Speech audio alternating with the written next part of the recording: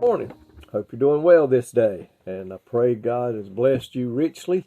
Pray that wherever you're at today, you're going to have a beautiful day, and you're going to have a glorious day to go out and enjoy what God has created for us and given to us. You know, this earth has got a lot of problems, but there's a lot of beautiful places here in this world to see.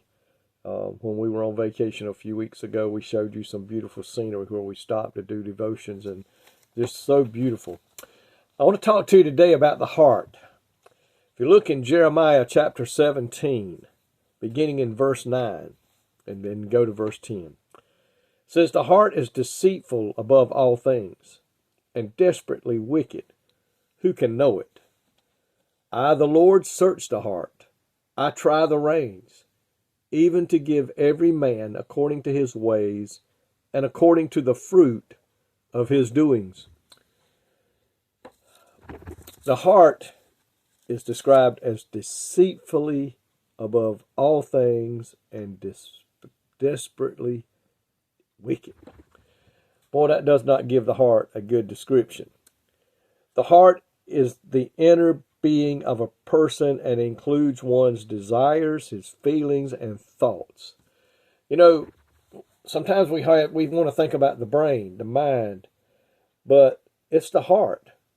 And I've said this before, I've preached on the heart before and how we must guard it.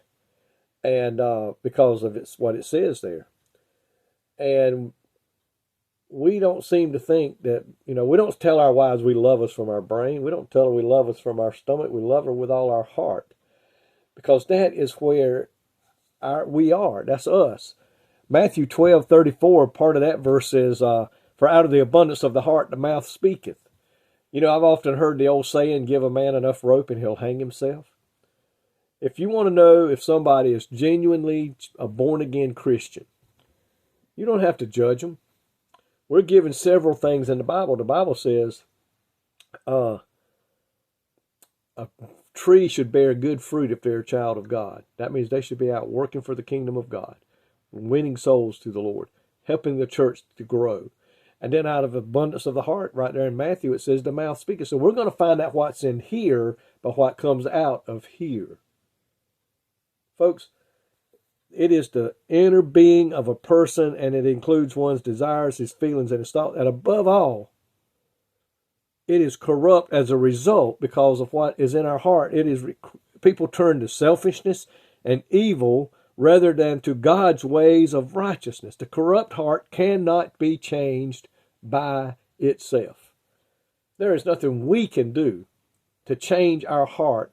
We're born with a heart of sin because we're born in sin. So the heart has sin in it from birth, and it is desperately wicked. It is black with sin, and there's nothing you and I can do to change it. We may become a better person. We may not do anything bad, wrong. We do everything good. We help with the poor, take care of those in need. But the heart still has sin in it. The only way that sin can come out is to give our heart to the Lord Jesus Christ.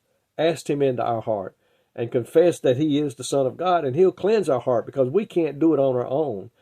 And it says the only remedy is to experience God's grace, be born again through faith in Christ, and receive a new heart. He'll do a heart transplant, so to speak. And it says one that hates evil and one that delights in doing God's will. Folks, we know if we're a child of God by our heart. The world will know if we're a child of God by our heart. So let's be careful what we allow into us. The eyes and the ears are the windows to the soul. And what we let in will contaminate our heart if we're not careful. And sin will enter the picture. So folks, let's guard our hearts today. As the Bible says, he says, guard your heart that it may be cleansed and may be clean. So today, remember, the heart is the center of our being. The blood of Christ cleanses our heart. Christ Jesus abides in our heart. So let's keep it clean. So that when we talk, we're going to talk of good things. We're going to talk of what Jesus has done for us. We're going to talk about what Jesus can do for others. We're going to talk about how good, as that song by the Still says, I'm going to brag on Jesus a little bit. If you stay around me long enough, I'm going to tell you what he's done for me because I'm going to brag on him. And today that's what we need to do, is brag on Jesus. Lord, thank you today that there is a remedy for our heart that is desperately wicked, and that remedy is coming to you and asking you to forgive us and to be our Lord and Savior and cleanse us from all unrighteousness. God, I pray today if there's one that's listening that hasn't done that, that they will before this day is over. In Jesus' name I pray. Amen. May God richly bless you today, is my prayer.